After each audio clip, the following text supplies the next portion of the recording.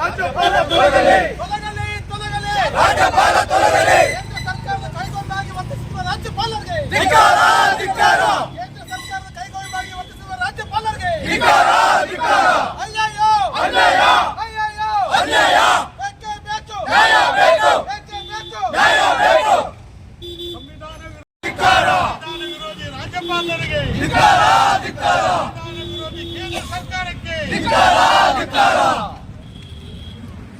ಅಂತಕ್ಕಂಥದ್ದನ್ನ ಜನಸಾಮಾನ್ಯರು ಪ್ರಜ್ಞಾವಂತರು ಬಹಳ ಸೂಕ್ಷ್ಮವಾಗಿ ಗಮನಿಸ್ತಾ ಇದ್ದಾರೆ.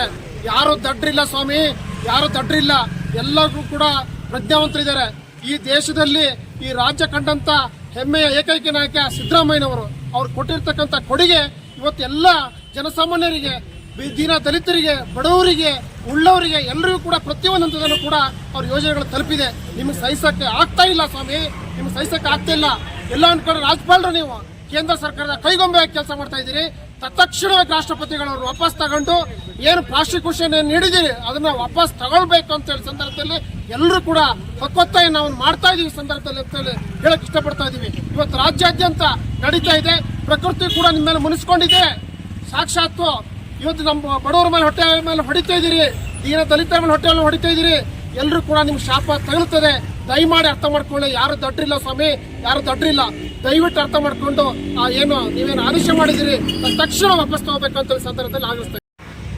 ಯಾರು ಈ ಸಮಾಜದಲ್ಲಿ ಶೋಷಿತರ ಪರವಾಗಿ, ಸಾಮಾಜಿಕ ನ್ಯಾಯದ ಪರವಾಗಿ ಒಂದು ಪ್ರತಿಪಾದಿಸುತ್ತಿರುವಂತಹ ಒಬ್ಬ ನಿಷ್ಕಳಂಕ ಅಹಿಂದ ಮುಖಂಡರೆನಿಸಿಕೊಂಡಿರುವಂತಹ ಹಾಗೂ ಎಲ್ಲ ವರ್ಗದ ಜನರ ಒಂದು ಮೆಚ್ಚುಗೆಯನ್ನು ಪಡೆದಿರುವಂತಹ ಈ ರಾಜ್ಯದ ಒಂದು ಶಕ್ತಿಯಾಗಿರುವಂತಹ, ಈ ದೇಶಕ್ಕೆ ಒಂದು ಮಾದರಿ ಮುಖ್ಯಮಂತ್ರಿ ಆಗಿರುವಂತಹ ಸನ್ಮಾನ್ಯ ಸಿದ್ದರಾಮಯ್ಯರವರನ್ನ ರಾಜಕೀಯದ ಸ್ಥಾನದಿಂದ, ಮುಖ್ಯಮಂತ್ರಿ ಸ್ಥಾನದಿಂದ ಪದಚ್ಯುತಗೊಳಿಸಿ ಈ ಸರ್ಕಾರ ಏನು ಆಡಳಿತ ನಡೆಸ್ತಾ ಇದ್ದಾರೆ, ಈ ಸರ್ಕಾರದಲ್ಲಿ ಒಂದು ಅತಂತ್ರ ವ್ಯವಸ್ಥೆಯನ್ನು ತಂದು ಆ ನಂತರದಲ್ಲಿ ಬಹುಶಃ ಕೇಂದ್ರ ಸರ್ಕಾರ ರಾಜ್ಯಪಾಲರ ಮುಖಾಂತರದಲ್ಲಿ ಬೇರೆ ವ್ಯವಸ್ಥೆಯನ್ನು ಮಾಡಿಕೊಳ್ಳಲಿಕ್ಕೆ ಎಲ್ಲ ರೀತಿಯ ಹುನ್ನಾರಗಳನ್ನು ಮಾಡ್ತಾ ಇದ್ದಾರೆ ಅನ್ನೋದು ಮೇಲ್ನೋಟಕ್ಕೆ ಕಂಡು ಬಂದಿರುವಂಥದ್ದು.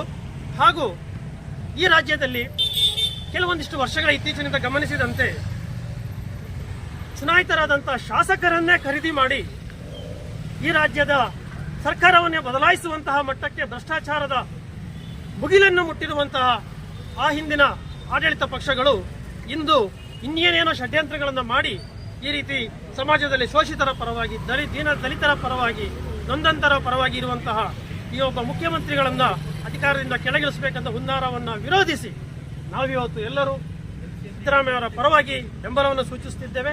ಹಾಗೂ ಇಲ್ಲಿ ಅತಿ ಮುಖ್ಯವಾಗಿ ಗಮನಿಸಬೇಕಾದಂತ ಇನ್ನೊಂದು ವಿಚಾರ, ಸಿದ್ದರಾಮಯ್ಯ ಮುಖ್ಯಮಂತ್ರಿಗಳ ವಿರುದ್ಧ ಮೂಡ ಅಂತ ಒಂದು ಹಗರಣ ಮಾಡಿ ಅದಕ್ಕೆ ಪ್ರಾಸಿಕ್ಯೂಷನ್ಗೆ ಪರ್ಮಿಷನ್ ಕೊಟ್ಟಿದ್ದಾರೆ ಇವತ್ತು ರಾಜ್ಯಪಾಲರು ಗೆಹ್ಲೋಟ್. ಈ ರಾಜ್ಯಪಾಲರು ಪರ್ಮಿಷನ್ ಕೊಟ್ಟಿದ್ದಾರೆ ನಿಜ. ರಾಜ್ಯಪಾಲ ಅಂತಂದರೆ ನಮ್ಮ ಸಂವಿಧಾನದ ರಕ್ಷಣೆಗಾಗಿ, ಸಂವಿಧಾನದ ಒಂದು ಕಾವಲು ವ್ಯಕ್ತಿಯಾಗಿ ಅವರು ಇರೋದು. ಕರ್ನಾಟಕ ಸರ್ಕಾರ ಪ್ರತಿಯೊಂದು ರಾಜ್ಯ ಸರ್ಕಾರಕ್ಕೂ ಇದ್ದಾರೆ. ಹಾಗೆ ನಮ್ಮಲ್ಲಿ ಇವರು ಗೆಹ್ಲೋಟ್ ಇದ್ದಾರೆ, ಈಗ ನೇಮಿಸಿದ್ದಾರೆ. ಕೇಂದ್ರ ಸರ್ಕಾರದ ಪ್ರತಿನಿಧಿಯಾಗಿದ್ದಾರೆ. ಸಂವಿಧಾನ ರಕ್ಷಣೆ ಕೂಡ ಅವರು ಬಹಳ ಮೂಲಭೂತ ಅವರ ಜವಾಬ್ದಾರಿ. ಈಗ ಕಳೆದ 4-5 ತಿಂಗಳ ಹಿಂದೆ ಇದೇ ಯಾರು ಕುಮಾರಸ್ವಾಮಿ, ಆಮೇಲೆ ನಿರಾನಿ, ಆಮೇಲೆ ಜೊಲ್ಲೆ, ಇವರೆಲ್ಲ ರೆಡ್ಡಿ, ಇವರೆಲ್ಲ ಮಿನಿಸ್ಟ್ರಿಗಳ ವಿರುದ್ಧ ಈ ಗಣಿ ಜಮೀನಿನ ಡಿನೋಟಿಫಿಕೇಶನ್ ಬಗ್ಗೆ ಏನಾಯಿತು, ಆಲ್ರೆಡಿ ಅದು ಲೋಕಾಯುಕ್ತರಿಗೆ ಕಂಪ್ಲೇಂಟ್ ಆಗಿ ಲೋಕಾಯುಕ್ತರು ಅದು ತನಿಖೆ ಆಗಬೇಕು, ಇದಕ್ಕೆ ರಾಜ್ಯಪಾಲರ ಪರ್ಮಿಷನ್ ಬೇಕು ಅಂತ ಲೋಕಾಯುಕ್ತ ಕೇಳಿದೆ. ಈಗೊಂದು 6-7 ತಿಂಗಳ ಹಿಂದೆನೇ ಕೇಳಿದೆ. ಆದರೆ ಅವರಿಗೆ ಇವತ್ತಿಗೂ ಪರ್ಮಿಷನ್ ಕೊಟ್ಟಿಲ್ಲ.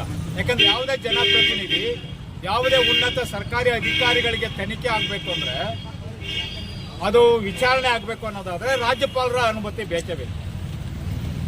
ಹಾಗಾದರೆ ಕಳೆದ ಸರ್ಕಾರ, ಬಿಜೆಪಿ ಸರ್ಕಾರದಲ್ಲಿದ್ದಂಥ ಈ ಮಾಜಿ ಮಿನಿಸ್ಟ್ರುಗಳಿಗೆ ಇವತ್ತಿಗೂ ತನಿಖೆ ಮಾಡೋದಕ್ಕೆ ಪರ್ಮಿಷನ್ ಕೊಟ್ಟಿಲ್ಲ ಇದೇ ರಾಜ್ಯಪಾಲರು. ಇವತ್ತು ಮೂಡ ಹಗರಣ. ಮೂಡ ಅಂದ್ರೆ ಏನು, ಮೈಸೂರು ಯಾವುದೋ ಕಾಲದಲ್ಲಿ ಖರೀದಿ ಮಾಡಿದ್ದ, ಅವರ ಅಕ್ಕನಿಗೆ ಗಿಫ್ಟ್ ಆಗಿ ಕೊಟ್ಟಿದ್ದಾನೆ. ಸಹಜ, ಎಲ್ಲರ ಮನೆಗಳಲ್ಲೂ ಎಲ್ಲರ ಕುಟುಂಬಗಳಲ್ಲೂ ಆಗಂಥದ್ದು. ದಾನ ಪತ್ರ ಮಾಡಿಕೊಂಡಿದ್ದಾರೆ. ಅದಕ್ಕೆ ಇವತ್ತು ಆ ಮೂಡ ಅಕ್ವೈರ್ ಮಾಡಿರೋದ್ರಿಂದ ಅದಕ್ಕೊಂದು ವ್ಯಾಲ್ಯೂ ಬಂದಿದೆ. ಇವತ್ತು ಅಲ್ಲಿ ಯಾರು ಜಮೀನು ಕಳ್ಕೊಳ್ತಾರೆ ಅವರಿಗೆ ನಿವೇಶನಗಳು ಹಂಚಬೇಕು ಅಂತೇಳಿ ಒಂದು ನಿಯಮ ಮಾಡ್ಕೊಂಡಿದ್ದಾರೆ. ಆ ಅಂತ ಸಂದರ್ಭದಲ್ಲಿ ಇದ್ದಂಥ ಮಂಡಳಿ ಯಾವುದು, ಸರ್ಕಾರ ಯಾವುದು? ಬಿಜೆಪಿ ಸರ್ಕಾರ. ಬಿಜೆಪಿ ಸರ್ಕಾರ ನೇಮಿಸಿದಂಥ ಪ್ರಾಧಿಕಾರದ ಮಂಡಳಿ ಸದಸ್ಯರು ಇದ್ರಲ್ಲಿ. ಸಿದ್ದರಾಮಯ್ಯ ಏನು ಇರಲಿಲ್ಲ, ಆಡಳಿತದಲ್ಲಿ ಇರಲಿಲ್ಲ, ಅಥವಾ ಸಿದ್ದರಾಮಯ್ಯನ ಕಡೆಯವರು ಆ ಮಂಡಳಿಯಲ್ಲಿ ಇರಲಿಲ್ಲ. ಅದನ್ನೆಲ್ಲ ಕಾನೂನುಬದ್ಧವಾಗಿ ಮಂಜೂರು ಮಾಡಿದ್ದಾರೆ. ಅವರು ಒಬ್ಬರಿಗೆ ಅಲ್ಲ, ಅನೇಕ ಜನ, ನೂರಾರು ಜನ ಅಲ್ಲಿ ಏನು ಜಮೀನು ಕಳ್ಕೊಂಡ್ರು ಅವರಿಗೆಲ್ಲ ನಿವೇಶನಗಳು ಕೊಡ್ತಿದ್ದಾರೆ. ಹಾಗಾದ್ರೆ ಅವರ ಸರ್ಕಾರ ಹೋಯ್ತು. ಈಗ ಸಿದ್ದರಾಮಯ್ಯ ಅಧಿಕಾರಕ್ಕೆ ಬಂದರು. ಸಿದ್ದರಾಮಯ್ಯ ಅಧಿಕಾರಕ್ಕೆ ಬಂದ ಕೂಡಲೇ ಅದು ಹಗರಣ ಹೇಗಾಗುತ್ತೆ?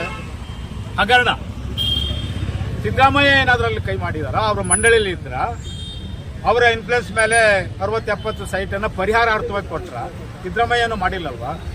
ಯಾವುದೇ ಒಂದು ನ್ಯಾಯಾಲಯದಲ್ಲಿ ಅಥವಾ ಕಾನೂನು ತಿಳುವಳಿಕೆ ಇದ್ದವ್ರು ಏನಾದ್ರು ಕೇಳ್ತಾರಂದ್ರೆ, ಕಾನೂನು ತಿಳುವಳಿಕೆ ಇದ್ದವರು ಯಾರು ಬೇಕಾದ್ರೂ ಅರ್ಥ ಮಾಡ್ಕೋಬಹುದು.